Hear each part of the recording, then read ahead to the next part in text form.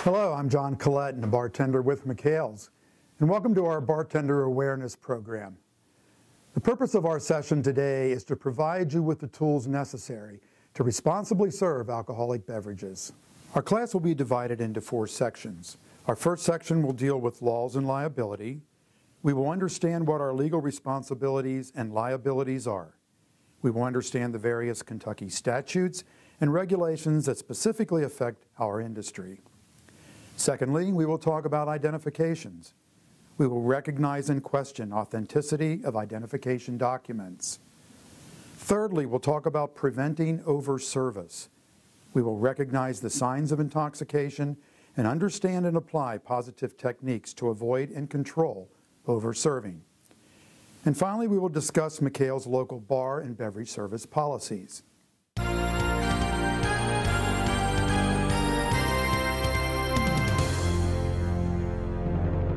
Now, before we begin, we want to offer you our version of the bar exam. It consists of 5 questions with true or false answers. Let's see how well we do with this. Number 1, a glass of white wine is a good choice for someone who wants a light drink with less alcohol. That answer is false. A 5-ounce glass of wine, a 12-ounce bottle of beer, or an ounce and a half of liquor can all approximately have the same impact on our body and blood alcohol content. Number 2, black coffee and a cold shower are good ways to sober up. If you answered false, that is correct.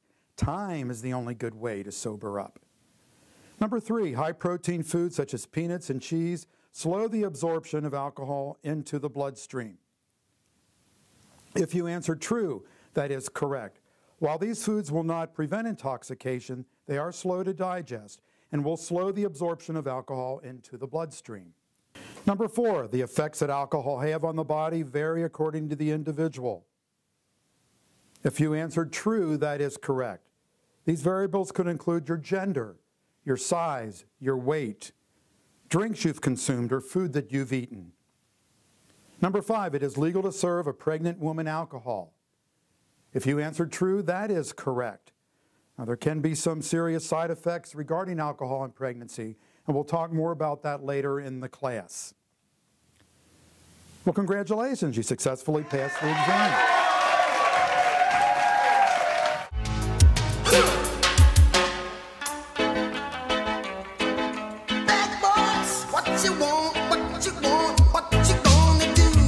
Okay, let's talk about laws and liabilities. We're going to look at some Kentucky laws in brief and how they impact our job. Number 1, any licensee shall be arrested and/or cited for selling, giving, delivering, or procuring alcohol for persons under the age of 21, under the influence of alcohol, or who are habitual drunkards or known felons.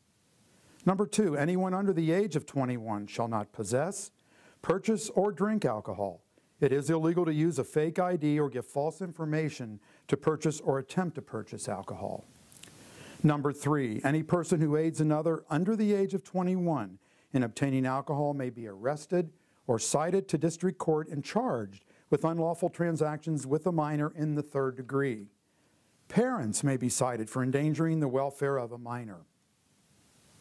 The ABC Board may suspend or revoke an alcoholic beverage license if owners, managers, or employees violate the law, sell illegal beverages or drugs, or gamble on a licensed premise.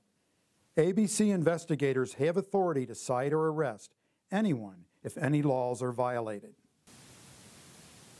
These laws have an impact on each and every one of us. Not only could the owner or the holder of the license be held accountable, but any member of the banquet staff who worked that event, the banquet manager running the event, the bartender, the server who assisted the bartender with the alcohol, we all could face liability if we violate any of the laws. So it's very important that we adhere to the alcohol regulations. It's very important that we observe these laws. This is an example of a sign that we will have prominently posted at all of our bars. It's a warning to minors sign, basically states the fine for violating that law. When you're at work at any of our bars, please note the location of this sign. And that concludes section 1.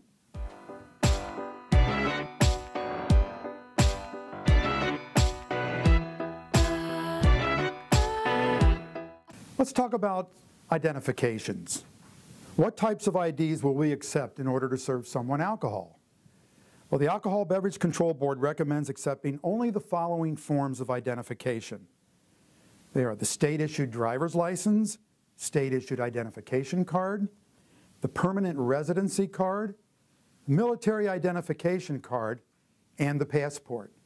Now, what's common to all these forms is that they are government-issued IDs with dates of birth, photos, and expiration dates. Okay, so now let's look at some examples of some driver's license. We're first going to look at the state of Kentucky. By the way, Kentucky, Ohio, and Indiana all format their driver's license in the same way. Namely that anyone who is 21 or older will have their driver's license formatted in a horizontal manner. If the cardholder is under 21, the license will appear in a vertical format.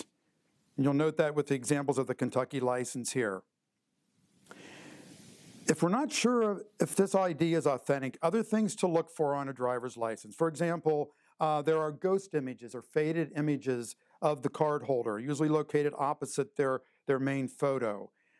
Also look at the back of the driver's license. There should be information, either barcoded or embedded information, along with such things as what type of driver's license we're holding, or any other types of disclaimers. For the example of the Kentucky license plate, there are also symbols, or what they call holograms. In this case, it would be the letter K, saying the Kentucky Transportation Department. It's usually across the bottom of the card. Okay, now we see some other examples of driver's license. The first example is one from Indiana, and the second one is from Ohio. Again, you will notice that there are ghost images on the license. For the state of Indiana, there will be the hologram of the word Indiana with also a picture of the state bird across the front. With the Ohio driver's license, they will have a hologram of the phrase Department of Public Safety, along with a state flag, state, and other types of capital information. The next form of identification would be state-issued ID cards, and they are formatted very similarly to driver's license. The big difference is, though, that they will contain the phrases non-driver, ID only, or identification card, but again, a valid form of identification. Next, we'll look at a permanent residency card. It's another word for the green card. This declares an individual's right to live and work permanently in the United States. Other things to look for in verifying authenticity would be that there's a thumbprint on the front of the card. There's also a hologram of the Statue of Liberty and a Homeland Security seal. Additionally, on the back, there's an etched photo of the bearer and images of U.S. state flags and presidents. Our next form of ID is the military ID, and there are two types of military identification. There's an ID for the active duty and reservist, and there's also one for the military dependent, which would be a spouse or a child. With the military ID, the picture is in the upper left-hand corner. Right below the picture, there will be barcoding and a chip, and the branch of service will be noted to the right of the photo. With the dependent ID, this format will usually be in paper style. What's unique about military IDs, both for the active duty and reservist and dependents, is that the dates of birth are located on the back of the card. Our last example will be a passport. A passport is a document issued for international travel. It is the most secure form of identification available. However, it is the least used. Originally, passports were only in a booklet format, but now they are also formatted in a credit card style. Now let's look at some examples of some fraudulent IDs. Borrowed IDs are the most commonly used fraudulent IDs. Basically, a person is using someone else's authentic information. But again, if there's something that you need to verify, something just doesn't look right, we want to look for the following things. Number one, is the person in front of you the same person in the photo? Check for body language. Does the person appear to act nervously? Is the person afraid to give you eye contact? Or is the person wearing some apparel that conceals their facial features? Other types of fraudulent IDs would involve IDs where there is authentic or genuine information on there, but part of the information has been altered in some way. For example, You could have a different photograph on the ID. Also, the card could say duplicate or replacement. Things that we may want to clarify in trying to verify true identity if we're unsure of the ID is to ask, what is your name? What is your date of birth? What is the address?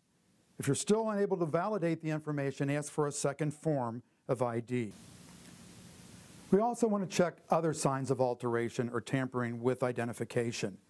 Look at the photo. Does it appear to have been raised or have been scanned onto the document? Is there information that's been scratched out or altered? Is there a red eye in the folder? Ask individuals to remove the ID from the wallets, as they could be hiding scanned or fraudulent information. Another example of a fraudulent ID could be identification that's created and bought from an internet company. Usually it's a company that's overseas. Again, if something just doesn't look right, check for such things as for entertainment only or not a government-issued ID. There may be phone numbers on the card. There may be holograms such as wave patterns or skeleton keys or words that say genuine, authentic, or secure. Government-issued IDs would not contain this information. Again, another thing we can check if we are suspicious of this document, look for the date of issue of the card. These IDs will have post-dated issue dates. And lastly, we'll look at foreign identification. Again, they can be highly vulnerable to fraud, so we want to make sure that they have not been tampered with or altered. If the ID is in a language that we cannot read or understand, we will not be able to accept it, so we would have to ask for another form of valid ID. Now let's look at a checklist for verifying identification. First of all, we want to card anyone who appears under 30 years of age. We want to ask them to remove their ID from the wallet. Do not touch the wallet. Often the real ID is behind the fake ID. There's also the possibility the ID is scanned onto photo paper. Look at the photo. Does it look like the person standing in front of you? There will be no red eye in a government-issued card. Check the expiration date. If expired, it's no longer valid. Of course, we're going to check the date of birth. Check the date of issue. Internet-issued IDs will have post-dated information. When we see the words duplicate or replacement, always ask for a second form of identification. Check the laminate or the covering of the card. Does it appear intact? Bend the card. The laminate should not pull away from the paper. Any breaks in the paper would indicate tampering. We also want to check the back side. There should be organ donor information or other disclaimers on the back. Feel the card. Are there any raised areas on the photo area? Is it firm or flimsy or thin? Look for body language. Look for signs such as nervousness or avoiding eye contact.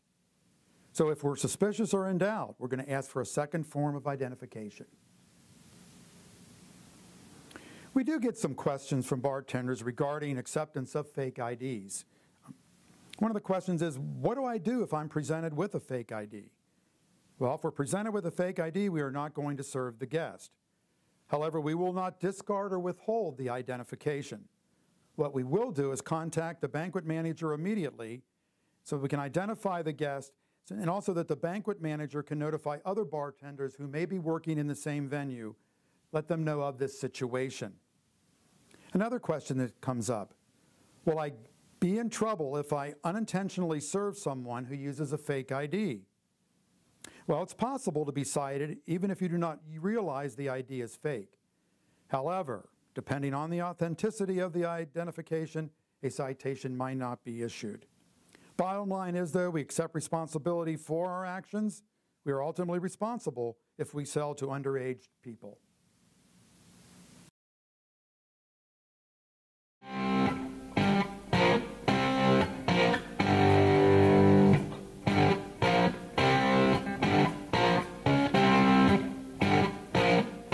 Now let's talk about preventing overservice. Knowledge of how alcohol affects us is also a very helpful tool used in responsible alcohol service. So what is blood alcohol content? Blood alcohol content is the concentration of alcohol in the blood. It's expressed in a percentage Basically, it's the weight of alcohol in a fixed volume of blood. So a person's BAC, or blood alcohol content, increases with each alcoholic beverage consumed in a fixed amount of time. Kentucky law states that the BAC of 0.08% or higher makes an individual legally intoxicated. Second item of information. The rate a person absorbs alcohol into the bloodstream depends on several factors. These variables will assist you in making a responsible decision on how much alcohol to serve an individual. Some of these variables include gender, size, food consumed, or drink concentration. We looked at this item when we took our bar exam. This is a chart that will compare a 12-ounce bottle of beer, a 5-ounce glass of wine, and an ounce and a half of 80-proof liquor. Compare that to how it can all have approximately the same effect on our body and blood alcohol content. Again, we discussed this in our bar exam. This is an interesting chart comparing a 200-pound male with a 120-pound female and showing that drinking 4 drinks in a given time, that a 200-pound male will reach the legal level of intoxication after the 4th drink. But for a 120-pound female, she could reach that level after drinking only 2 drinks. We also saw this example in the bar exam, that in Kentucky it is legal to sell alcohol to a pregnant woman. There can be some serious side effects to abusing alcohol while pregnant, however, and they include fetal alcohol syndrome, low birth weight babies, and babies with multiple long-term behavioral disorders. Along with the warning to minors sign, this sign is also posted prominently at all of our bars. I'm sure you have seen both the warning to minors sign and this particular sign posted in many different establishments. Let's talk about rationalizing drinking. Many times guests will request a drink in a tall glass, or they'll call it tall. I want a tall drink, which may encourage them to drink more. They have the expectation that we're going to put a larger amount of alcohol in that drink. While we will offer our guests drinks in a tall glass, we will only serve the standard amount of liquor as we would normally put in a smaller drink glass. And that would be from our pre-measured pour, which contains 1 and 2.5 ounces of alcohol. We also want to use caution when serving multi-liquor drinks. Fortunately at McHale's, we do not serve many multi-liquor drinks. Many times guests will ask us for a Long Island iced tea. We do not have those ingredients. But those drinks can contain up to 4 or 5 ounces of liquor. We do offer some multi-alcohol drinks, for example, Manhattans, martinis, Black Russians, White Russians. But when we're combining the 2 types of alcohol, we're going to combine them not to exceed our standard pour size of 1.25 ounces.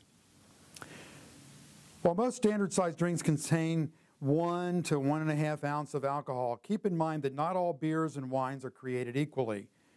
Beers can vary anywhere from 2.5% to 8% alcohol. Some imported beers and ales contain as much as 14% alcohol. Red wines generally contain 13 to 14%, while white wines contain 11 to 12% alcohol. This is an example of some of the items that we serve regarding beer. Most of our domestic beers will contain no more than 4 ounces of alcohol by volume. Some of our premium beers that we offer in our premium bar packages will contain slightly more than that in alcohol by volume content. Rheingeist, Stella, Sam Adams, and Blue Moon are the 4 beers that we offer at our premium bars. You'll notice that the highest amount of alcohol by volume is Blue Moon at 5.4%. So again, we don't serve any beers that are really in double digits. Okay, so what does this mean for the bartenders? Basically, we need to know what we are serving, what type of alcohol we are serving. How much alcohol are we serving? We need to remember that 1 glass doesn't equal 1 drink. The drinks are actually determined by the ounces of alcohol that are placed in that drink. Now, alcohol can be marketed in many forms. We want you to be aware of some of the items that you may find at our facilities. While we do not serve the items that I'm going to discuss here, guests may bring them into our venues. And since it is in violation of our license, we would have to confiscate these items. One of those items is the alcoholic energy drink. These are contained in cans. There are two pieces of information to look for if we are confused about the content of an energy drink. All of these drinks will have the letters ALC, VOL, or alcohol by volume, printed on the container. Every drink will also that contains alcohol will have a Surgeon General's warning printed on the package. If you see these cans on a guest table, you're not familiar or able to identify them, please notify your banquet manager. They need to verify this. So here are some examples of some alcoholic energy drinks. Notice in that front center can that the alcohol by volume content is noted at the top of the can. In this case, it is 7%. Here's another picture of some close-up. Shows you alcohol by volume contents of either 6% or 8%. Now here's another item we'd like for you to be aware of. They're called sample shots or shots to go. Basically what they are liquor contained in plastic or cellophane packaging. Now these items are very easy to bring into a venue. Someone can place them in their purse, in their coat pocket. So if you notice these wrappers on the table or someone pouring from something similar to this into a drink, please notify your banquet managers immediately so they can check on the validity of this. In front of you on the table there, I have put some examples of these sample shot packets. Here's yet another example. Look at this. This is alcoholic whipped cream. And these are in aerosol cans. They also will have information on them to say that they contain alcohol. If you see these cans on a table, trust me, someone just didn't bring in shaving cream. So again, notify your banquet manager if you're not able to confirm what that item is. Now granted, we don't see a lot of these items, but we want you to be aware that these things are out there. And again, notify your banquet manager immediately. Okay, let's talk about recognizing intoxication. No one expects us to know the blood alcohol content of someone simply by looking at them. And no, we're not going to do any breathalyzer tests. We're not going to take any blood test. But by recognizing the signs of intoxication, that will assist us in adhering to the law. The Kentucky law states we need to prohibit selling or serving alcoholic beverages to a person actually or apparently under the influence of alcoholic beverages. So what are some of the common signs of intoxication? They are slurred speech, bloodshot eyes, slow reaction time, lowered inhibitions, loss of coordination, being argumentative, and being nauseated. These behaviors reflect areas of the brain that alcohol is affecting. So what are some of the tools that we can use in dealing with responsible alcohol service? First of all, we don't want to over-pour. We want to measure each pour. That's why we use our pre-measured pours, or what we call jiggers. We'll look at that shortly. We may need to count the number of drinks that we're offering guests. We may need to take intervention measures, such as bringing water or offering soft drink or coffee to someone. We need to be aware of the types of drinks our guests are ordering. We may need to establish multiple drink limits, maybe go to a 2-drink max. We need to slow our service intentionally. A lot of times toward the end of an event, people know that the bar is closing soon and we will all of a sudden see long lines, people wanting to get those last-minute drinks. So we may, if there are 2 bartenders, have one bartender go to the back. So there's only one bartender servicing everyone. Again, remember about that time element and sobering up. We may need to cut off alcohol service if necessary. We're also training all of you employees in responsible alcohol sales and service. And we will want to know the policy for managing intoxicated patrons. And this is under McHale's local policies, which we will talk about shortly. Okay, now the Alcoholic Beverage Control Board recommends that every establishment use an incident report log if we have to cut someone off. This could be a simple empty ledger kept where the bartenders and servers have easy access to. It is also our positive defense if there's any liability issues that would arise. So this is a copy of our alcohol incident report. So this report will contain such vital information as the date of the incident, the time of the incident, who was the manager on duty, where did this take place, what venue, where was the location, get a name or description of the person or persons involved, give a description of the incident. Were there road conditions? Were police notified? Who made the call? List any intervention actions taken. List any witnesses. List any other information that we wish to add. Now, this form is located in all of our facility binders. Obviously, you will have notified the banquet manager when you need to fill this out.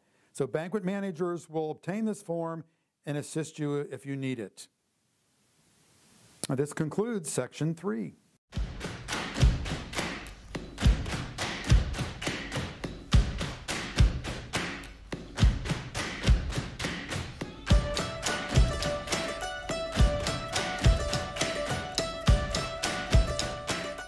Our final section involves McHale's local policies.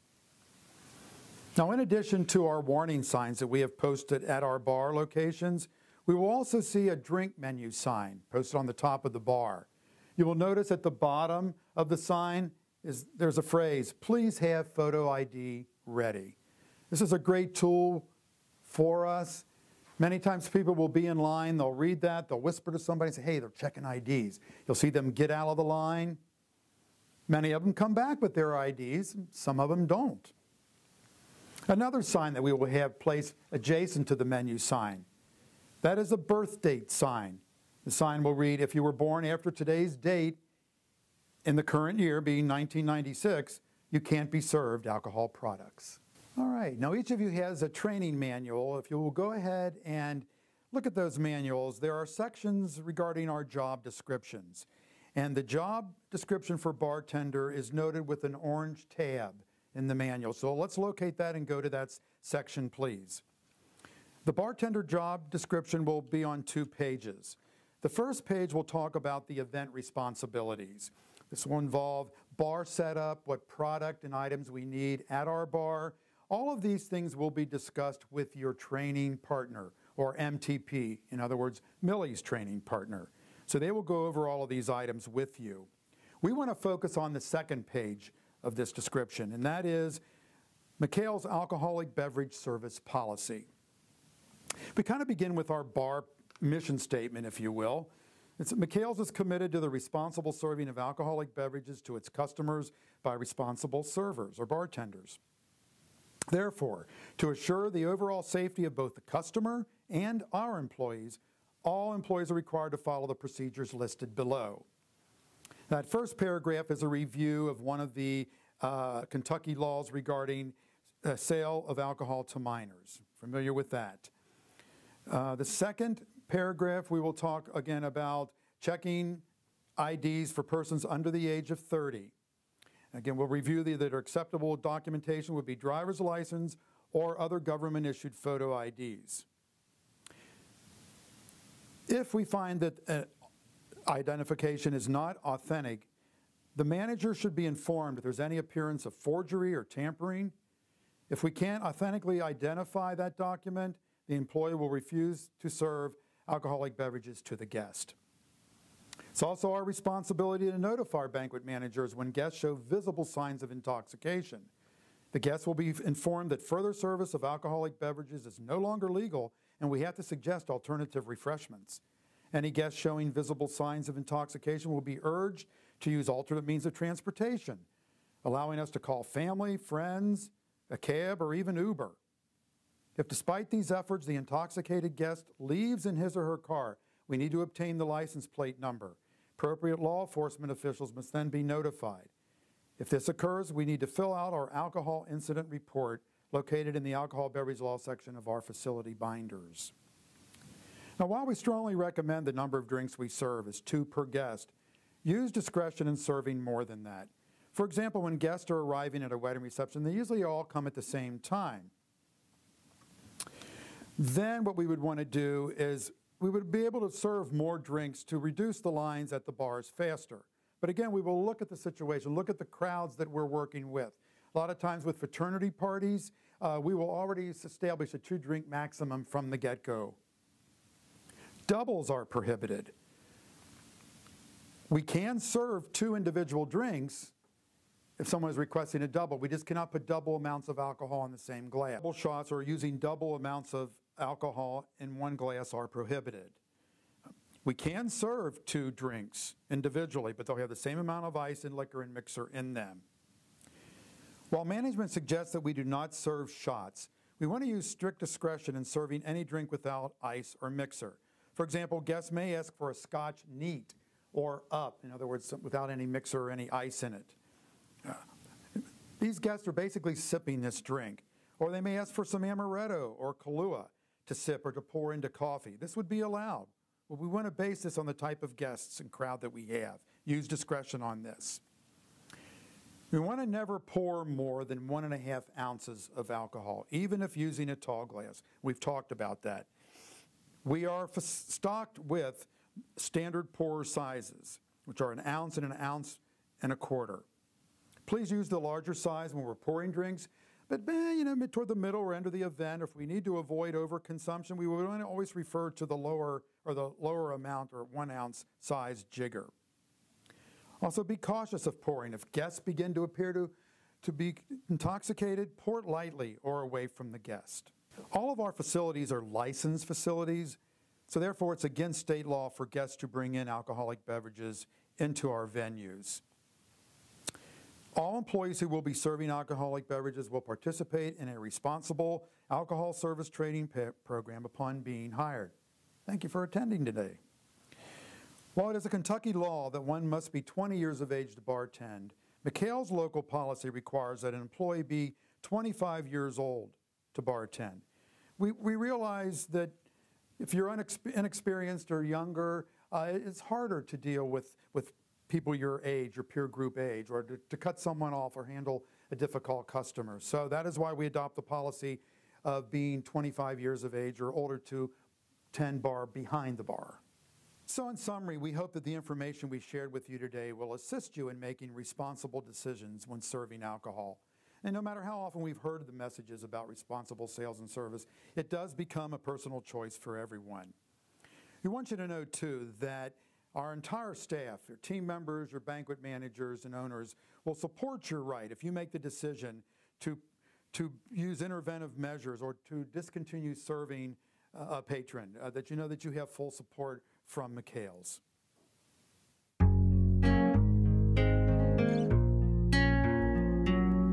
So thanks again for coming. We hope that this class will help you be stronger and more aware bartenders. For a complete copy of the information we just covered in the class, I want you to go to the website mchale.staffmate.com. And you'll click on the Staff Memo tab, and on that link that says click here for items listed below. This will redirect you to our webpage, and then we'll look for the heading titled McHale's Training Manual and Bartender Class.